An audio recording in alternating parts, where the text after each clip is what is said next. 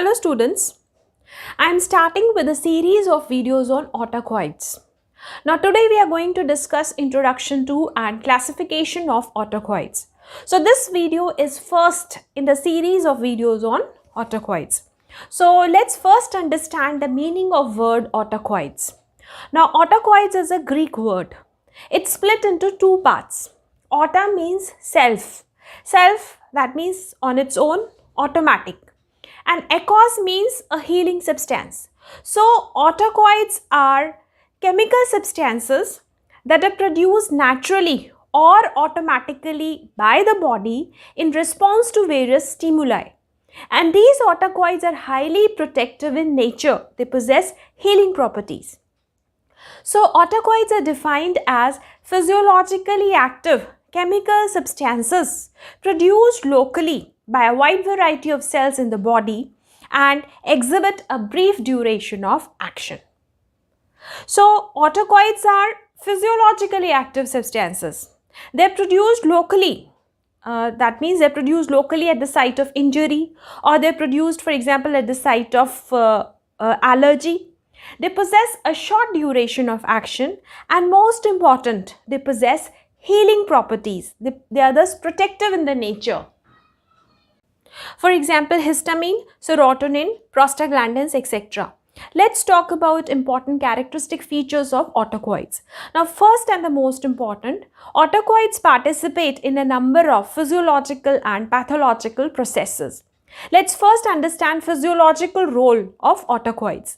Now, every one of us must have experienced what happens when a mosquito or when an insect bites. Insect bites, that is, pricks and rupture the tissue. So the tissue is ruptured. There is rupture of the skin tissue. We feel pain.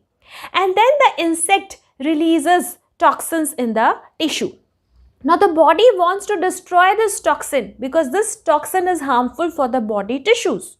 So cells in that particular area release autocoids.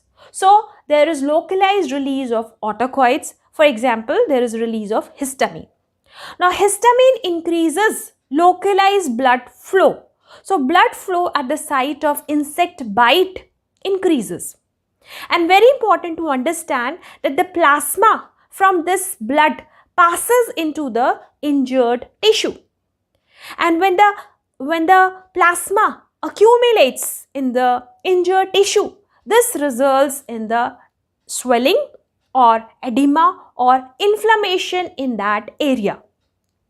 Now this is followed by the migration of leukocytes or WBCs, that is white blood cells, from the blood to the site of injury.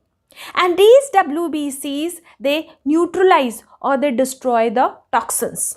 And this is followed by the healing of injured tissue and the removal of necrotic tissue, that is the removal of dead tissue from that localized area. So the entire process of inflammation is highly protective. And the goal of this entire process is to destroy toxin and further to heal the tissue and to remove the already dead or the necrotic tissue from that area. Now this entire process is mediated by the release of autocoids. So autocoids are healing substances.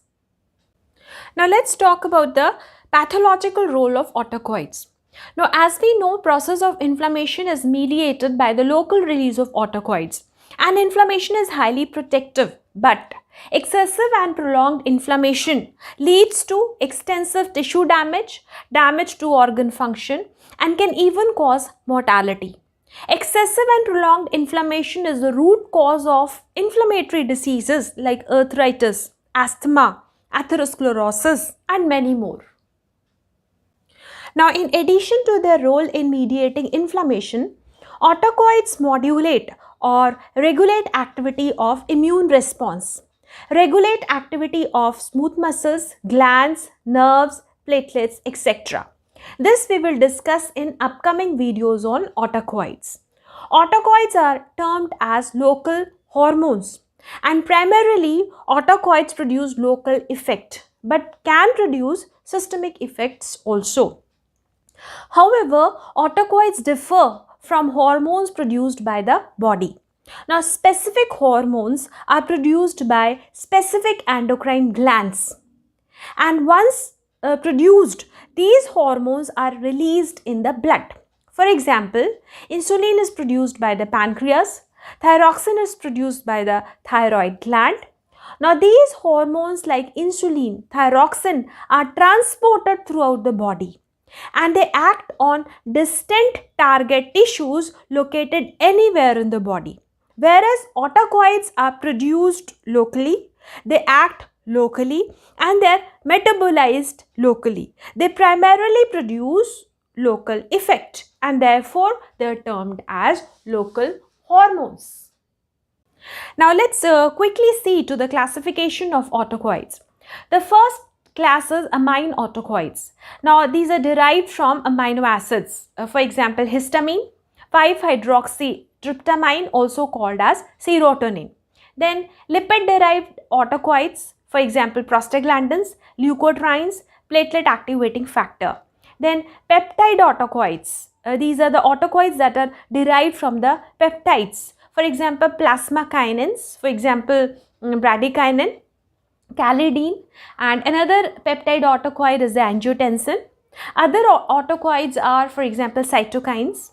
Cytokines are inflammatory mediators like interleukins, tumor necrotic factor alpha, granulocyte macrophage colony stimulating factor, etc. Now, several peptides like gastrin, somatostatin, vasoactive intestinal peptide, etc. are also autocoids.